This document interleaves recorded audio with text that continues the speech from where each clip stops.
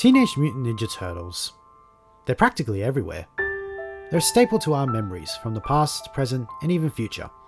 They're a staple to my memories too. I love the Turtles. I practically grew up with them. From their distinct personalities, unique skills and weapons, and bloody awesome shows, everyone knows and loves the Turtles. Even Michael Bay. I think. Even if he did, it didn't stop him from producing this piece of shit. Released in 2014, this Ninja Turtles reboot received a lot of hate both before and after its release. But let's talk about a little history of this movie because there's a lot to talk about. Paramount and Nickelodeon attached Michael Bay to produce a live-action reboot of the TMNT. Bay revealed that the film would simply be titled Ninja Turtles and would also have the Turtles come from an alien race. And big shell shock, lots of fans said nope and lost their shit big time. Shit! Bay responded by saying, "Calm down children, a script hasn't been written yet and the studio wanted the title to be simple. We good?" Well, an early version of the script titled The Blue Door was leaked online and had some pretty concerning changes, such as the Turtles being from a dimension full of turtle warriors and Splinter would have been an alien in their dimension, Shredder would have just been Colonel Schrader, I don't know if I'm saying that right, and could secretly grow blades from his body and led to a Black Ops unit called The Foot. Casey Jones would have been the focus of the film and would have had relationship problems with April, plus Raph would be the comic relief instead of Mikey, who would fall in love with a female turtle. So the studio rejected this idea and pushed for the film to be released in June 6, 2014 and hired a new writer. They later pushed the release again, this time to August 8th so they can avoid competition from Transformers 4 released in that month. In 2013, Megan Fox was casted as April O'Neil, the Turtles were casted, and Will Arnett joined as Vern Fenwick. William Fichtner was casted as Eric Sachs, who during production was meant to be the Shredder for the film, but they changed it during reshoots and had him be the Shredder's adopted son. When the trailer was released, the hate still went on, with people complaining about how the Turtles looked and continued to hate Michael Bay for his involvement in the film. Fast forward to August 8th, 2014, the film was panned by critics. While the effects and action were praised, it was criticised for its tone, characters, story, Michael Bay, and Michael Bay. Did I mention Michael Bay got shit from this movie? Anyway, despite one shell of a nasty reception, the film would still gross around $490 million against its $125 million budget. Oh, by the way, there was a poster for the film released in Australia that was very unfortunate. Okay. This movie was just glued to controversy. I loved this film when it first came out, and I liked it fine every time I rewatched it, but then I started to question my own intelligence after rewatching it for this review. So let's strap our shells in, grab our pizza, and discover why this 2014 Ninja Turtles film is a lackluster reboot.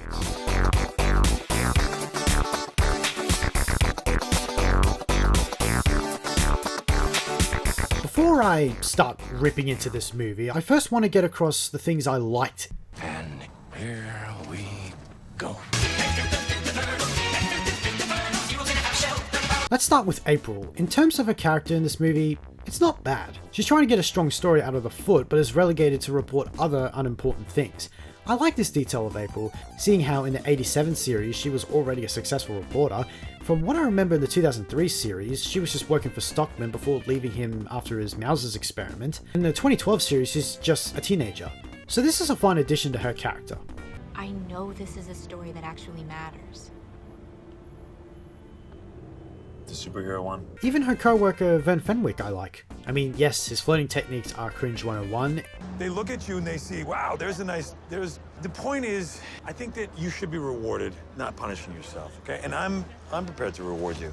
I say that we go to my buddy's little restaurant downtown. It's very vibey. We just ate on the way over here. But I like how he actually tries to help her, unlike the 87 series where he's just... April, we've got $1 million in state-of-the-art equipment here. Vernon! That. Overall, I find him to be a tolerable character. Wait. Is that Whoopi Goldberg? Why is she in this movie? Why? Apparently she's playing a female version of Bern Thompson named Bernadette Thompson. I'm sorry, what? Okay, but she doesn't say anything funny, which is a shame because Bern in the cartoon was always funny. This story's heating up, and I have to lose my second-best reporter. April wasn't your second-best reporter. Well, third best. Maybe. Plus, she's not even in the film that much, so she just feels wasted. I don't know why I mentioned that. No, I'm gonna pretend we never had this conversation. I'm erasing it from my mind. The last third act is where the movie gets a little more fun to watch, especially when it starts with this snow chase. This seems like one of the best scenes of the movie. It's fun watching Leo slide down the mountain, Donnie flipping a frickin' car over, Raph and Mikey riding on a car, Vern being a creep. What are you doing? Yeah, that's good. Okay, maybe not that. And the effects are amazing. I love the detail of how much snow there is on the turtles. And finally, this bit is pretty sick. That's a lot of damage. Also, the final fight between the Turtles and Shredder is another great scene in the movie. If there's one thing this franchise never screws up, is a fight between the Turtles and Shredder on rooftops. In fact, this series has a weird habit of having these awesome fights on rooftops. My favourite part about this fight though is when the Turtles use Buck Buck to defeat the Shredder. I love how they use something they used to do as kids in the past to help them defeat Shredder. It's very smart and creative. I also like the way the film opens with some pretty cool comic-like visuals. It's a stylish reference to how the original comics looked. My only issue with it though is that it's intercut with the live action footage of just weapons slicing and breaking food and stuff. I would have preferred it if this footage was just animated like the images here.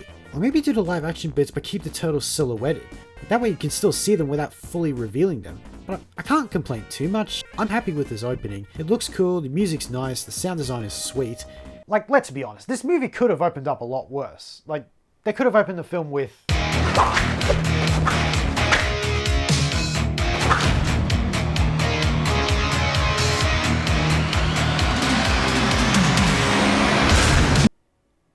that. Well, that was all the positives. What about the negatives? Mikey, was that you? Pepperoni. Okay, it is time to talk about the title characters of this movie. I mean, after all, they're the central focus.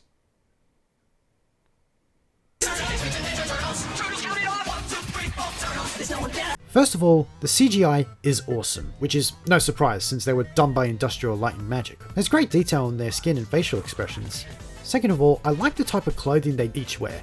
It helps in separating the turtles and gives them a unique look, like Mikey having skateboard knee pads, Leo having shoulder pads, Raph having a switchblade on him, and Donnie having some tech stuff on him. But despite all that though, there's still some stuff I don't like about them. I don't like how they're taller than humans. I've always preferred them when they were smaller, especially since they're like, you know, teenagers. I also don't like how strong they are. Like, I get that they're a superhero-like team, but they are also ninjas as well. If their strength is doing all the work, then what's the point of them learning ninjutsu through a book? Yeah, I'll get to that soon. The actors who portray the turtles do a good job though, with Noel Fisher as Mikey, Jeremy Howard as Donnie, Alan Ritchson as Raph, and wait, Johnny Knoxville is Leo? My colleague here forgot to say please. Ha! Are you guys okay?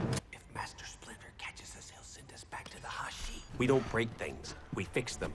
Nobody moves, no matter what. Hey, really? Glad you could make it. Who the fuck is that guy? Who the fuck is that? Yeah, Knoxville just sounds weird as Leonardo. I had not heard of him when I first saw this movie, but after watching the Jackass movies, I just cannot take him seriously as Leonardo. I keep expecting him to laugh or just do a crazy stunt every time he talks. Actually, a Jackass movie starring the Turtles would be fun to watch. I'm Leonardo, and this is Shellboarding.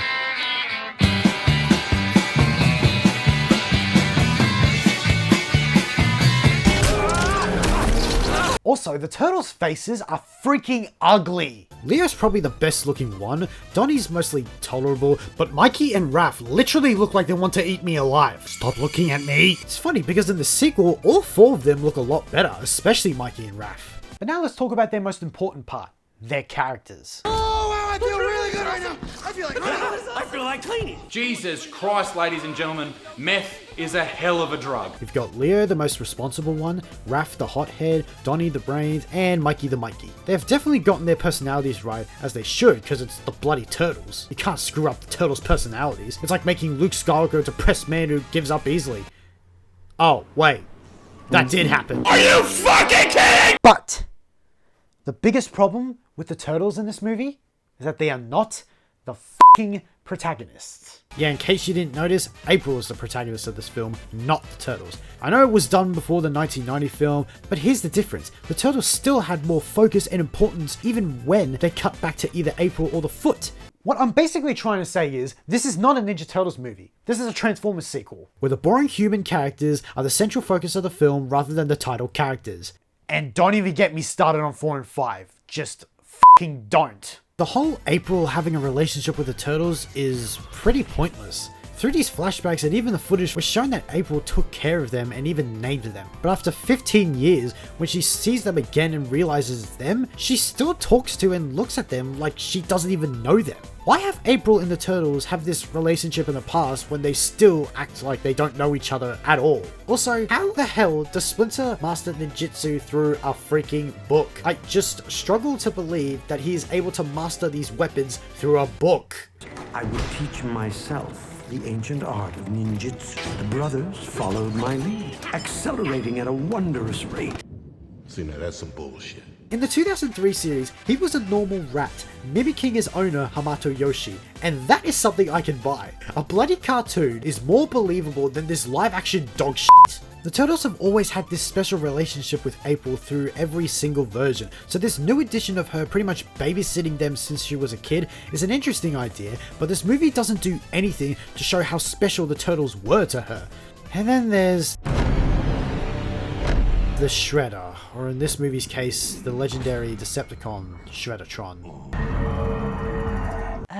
Yeah, so how do I summarize the Shredder in this movie? Oh yeah, he's fucking awful! Unlike the comedic 1987 Shredder, the batshit insane 2003 Shredder, and the asshole 2012 Shredder, this one is the lamest, as he lacks the character and intensity of the previous versions. He does look cool, and I love the way his blades come out and are able to be traced back to his arms.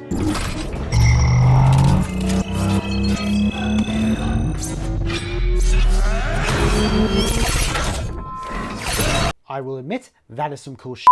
But just like the Turtles, he looks cool, but he's not portrayed in the way that he's supposed to be. From what I've seen from like most of the shows, the Shredder beats the living shit out of these Turtles. I don't remember one time the Turtles actually beat Shredder clean. He lost to Splinter in the 1990 movie, he then lost in the sequel because he was an idiot. I can't count how many times he was presumed dead in the 2003 series. Leo cuts his freaking head off twice in both series. Okay, Jesus Christ. But through most of the early fights between them, the Turtles are always getting their shells kicked. Here, the Turtles don't even fight him till like the end. They should have fought him at least halfway through before Splinter jumps in, thus showing how the Turtles were just taking it easy unlike Splinter. It would also raise the stakes for the final fight at the end. Also, he's just not memorable. He lacks the threat and ruthlessness of the 2003 Shredder, and he's not condescending and tough like the 2012 Shredder. He doesn't really say anything memorable at all. Like, listen to the 2003 Shredder. You see me as I am, and it will be the last thing you will ever see. You freaks have been a thorn in my side long enough. You strike a wounded warrior. You have no honor. I fight to win. None of you will leave here alive. And listen to the 2012 Shredder. Your skills are impressive, but they will not save you. Prepare to know why they call me the Shredder. Disobedience comes with a stiff penalty, child. Even for your daughter? Especially for my daughter. Tell me where Splinter is and I'll let you live long enough to watch him perish. Now listen to what this Shredder says. The rat did not teach you well. Very good. Rat, you think you're their father? Enough. The lesson is over. You stupid little girl. Children, drop your weapons, or your father will die. Oh wow, do you think I'm scared? They aren't really bad lines, but they just don't have the same impact as the other Shredders brought. The 87 Shredder is a whiny villain who always loses and wants to win. But I don't want to conquer this place. I want to conquer Earth. That show is not aged well, by the way. The 2003 Shredder is an Utron who doesn't hold back and is willing to do anything to win. No one opposes the Shredder. Say farewell to each other while you still can. The 2012 Shredder is just a guy who only cares about beating his brother Splinter. Where is my son? I take him like I took your child so many years ago. And that's the other thing. He has no relationship to Splinter whatsoever. They were brothers in the 87 and 2012 series. Splinter was just a rat and witnessed his caretaker get murdered by the Shredder in 2003 series. What's his relationship here? How does Splinter freaking know him? Shredder. Who are you again? Overall, this is just a bland version of the Transformer. I mean, a Shredder. I mean, the Shredder. I mean, just look at him. He looks like one. But even just ignoring all the things this movie gets wrong with its characters, as a movie by itself, it's still not good. Now, I already talked about the characters of the Turtles, Splinter, and Shredder, and April, but thing is, everyone else in this movie are just not interesting. April started off with some interesting motivations, but doesn't go through any development by the end. I doubt Vern had any development. Turtles sure as hell don't have any development. The only character that really has any development, like the smallest, is Splinter. But even then, this is what he says. It was I who wasn't ready to let you go. All you needed was to discover that your true power lies in believing in one another. That's fine, except he didn't witness them fight the Shredder at all. Also, Splinter in this movie is a bit of a fucking dick. Like, I know he can get pissy when the Turtles make a mistake, but I don't remember him being this abusive. He even puts the Turtles in this punishment for 11 hours. Oh, 11 hours in the Hashi. How you holding up, fellas? Experiencing intense nausea, but not breaking. Wow, what an asshole. Also, this movie is just not that funny. I mean, once in a while there's a good joke. We'll find you, O'Neill. I'm sorry, that came across super creepy, okay? We will find you though. But mostly it's just bland, juvenile, unfunny humor. Like Revenge of the Fallen type of humor. Oh, she's so hot I can feel my shell tightening. Excuse me, the fuck did you just say? Mikey in particular is not only not that funny, but also is a total freaking creep. If it wasn't already obvious with that girl. Dibs. What's up, Angel King? My girlfriend's totally the Hogo Shah. We're teenagers, but we can still have adult conversations. Oh, okay. Mikey can be funny. He's always funny. But the way he hits on April is just weird. Does he really think he's going to... I am going to hell! There's just parts in the story that just either don't work or just make you question the character's intelligence. Like, why did April take a photo of the Turtles and not a damn video? Even then, she doesn't even show it to Whoopi Goldberg, resulting in her getting fired. Could have been worse. I just got fired, Vern. How could it be worse? It could have been not worse had you just shown her the damn photo. In fact, she shows Sax the photo, but not to her. It's like your brain doesn't fucking work. You idiot. You're honestly an idiot. I don't know what's wrong with you. Imagine New York City being victim to a chemical attack. This mutagen would be able to reverse its effects. It would save the city. It would save the people. Jeez, can you make it any more obvious that you are going to poison the city and use mutagen to save the people, therefore framing you as the hero? Mind you, this isn't even halfway through the movie and you can already figure out what the plot is. Well, that's just lazy writing. Sax is not a friend. His soul has been poisoned by the influence of a dark master, the Shredder. Shredder practically raised Sax in Japan. He's like a father to him. Sax will do anything for his master. So why aren't we out there hunting them down? Because, Raphael, the Shredder is a skilled warrior, and you are just teenagers. Okay, 1. How do you know about the Shredder? 2. How do you know Sax was raised by the Shredder? 3. At what point did you find out Sax was evil? 4. How do you know the Shredder is a skilled warrior? Because I doubt that you've seen him in action. You know what? Sax should have stayed as a Shredder because it would have made more sense for how Splinter would know who the hell he is. Maybe during the flashbacks he could have seen him in Shredder's clothing and that's how he would know. It would also at least give the character of Shredder more importance to the fucking story here. By the way, I'm not sure how I feel about the Foot being a pair of soldiers with guns rather than a clan of ninjas. I can't tell if this is a nice twist or a lazy change. You must save your brothers. Stop, Shredder. Some kind of a tracker. It's Donatello. Go, Raphael. Let's go save my brothers. Wait, so you're just gonna leave a dying rat alone in the sewer? Guys, I'm not joking. They literally do that. They drive to the mansion and fucking leave Splinter. Dude, he is dying, and you just leave him in a sewer that was destroyed. They could have had April stay and look after him. Oh, wait, no. No. We can't do that.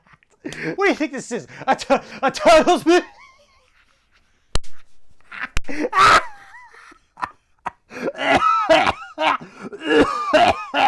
Medic!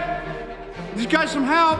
Also, why did the Shredder break Raph's shell and just walk away, allowing the Turtles to just break out? This movie just does not care about motivation or intelligence. Where the hell did you go? There's a lot more that I could say, but this video is probably too long enough. I know it sounds like I've shat in this movie big time. If anything, all I've done is just compare this movie to previous versions of the Turtles. It's not terrible. It has some enjoyable action, like that final fight was probably the best part of the movie. The effects look awesome, the score is surprisingly great, and the Turtles are represented well enough. Hell, April and Shredder are presented well too. But aside from that, the pacing is either too quick or too slow, there isn't really a plot until halfway through the movie, some of its humour isn't really funny, there's some awkward bits of dialogue, and the characters may have been presented well, but I think they're just not used right. The Turtles have always been about family and bonding together, there's rarely any of that between the Turtles, Splinter, and especially April. They introduced something that could have worked, like the Turtles being April's pets, but they just do nothing with that. Vern is just kind of there to just try and hit on April along with fucking Mikey. Shredder barely has any character or motivation and ends up being another Transformers character. There's nothing in this movie that is actually insulting or makes me say, oh, they ruined the Turtles, my childhood's ruined. It's just compared to every other Ninja Turtles media we've gotten, the comics, the 87 series, the 90s movies, the 2003 series, and the 2007 film, the 2012 series, the Rise series, and especially Mutant Mayhem, this is just the weakest and most lackluster version. You guys all think you're so much better than me. Oh, Meg, that is the least fancy thing I have ever heard. So that concludes my review of Ninja Turtles 2014. I hope you guys enjoyed, and let me know what other movies you want me to talk about in future. Oh, and for future reference, if you're attracted to a girl, don't be like Mikey. If I don't return, remember me, April. You can always find me. In here. What does he really think is gonna happen? Oh my god, you know what? I'm just gonna leave and just rethink my life. Yeah, I'm done. Bye.